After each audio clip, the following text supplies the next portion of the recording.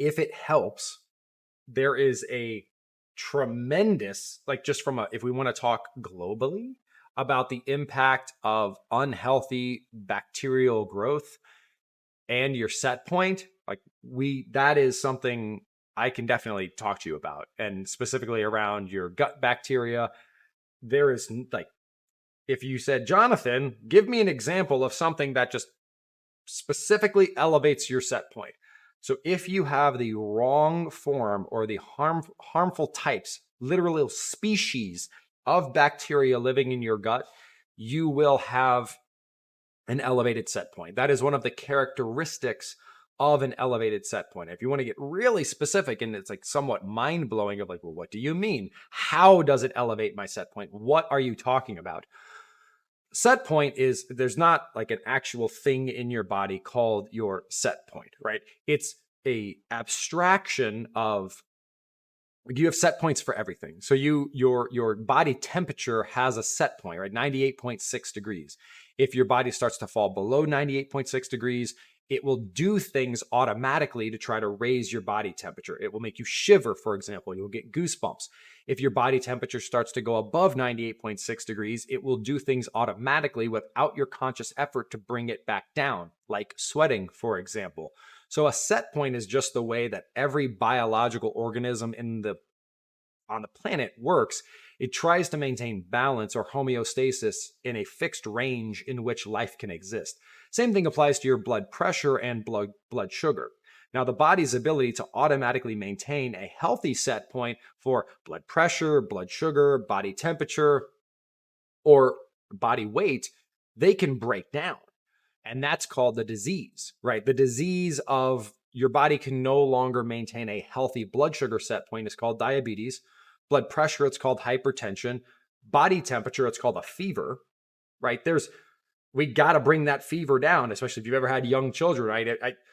Nothing else. If a fever gets too high, we're not in there trying to figure out what. We're just like, we have to bring the fever down. It's not in a healthy range. It can kill you.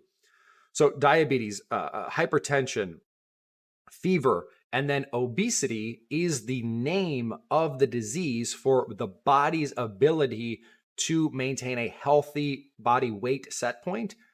The name of that disease is obesity. So the wrong bacteria living in your gut contribute to that disease of obesity. Some specific ways that it does, for instance, is that the bacteria in your gut need to eat. They're living organisms.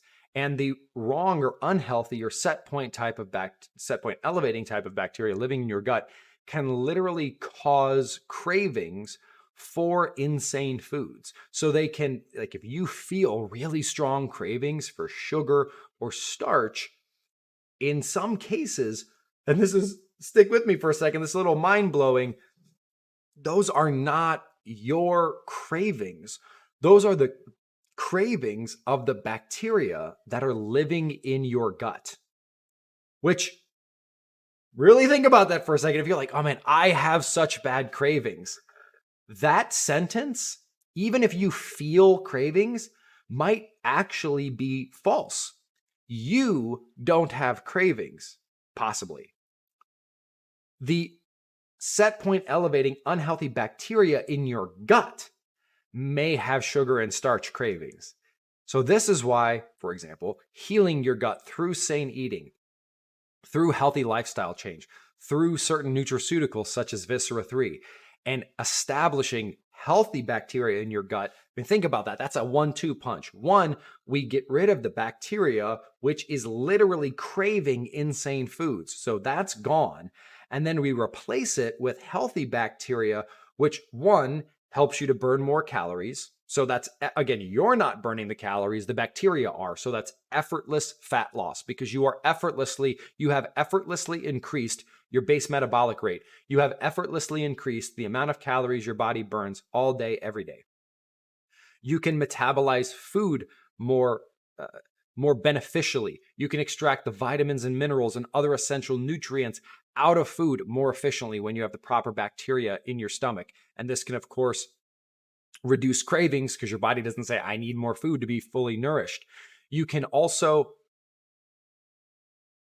in addition to reducing cravings, in addition to changing the amount of calories you burn on a day-to-day basis, the types of food, the types of bacteria in your stomach can actually cause you to have, let's call them positive cravings, or to crave SANE foods. And I got to tell you from personal experience, and a lot of our senior SANE members can tell you this, it's so much easier to eat empowering, delicious, sane, healthy food when you literally crave it. And that might sound crazy, but we have thousands of members. And I can tell you from personal experience, I have been on a cruise where I have access to the most delicious, incredible food in unlimited quantities for free. And I will say to myself, man, I am craving my vegetable green shake. I promise, I swear to you, both my wife and I have had that personal experience.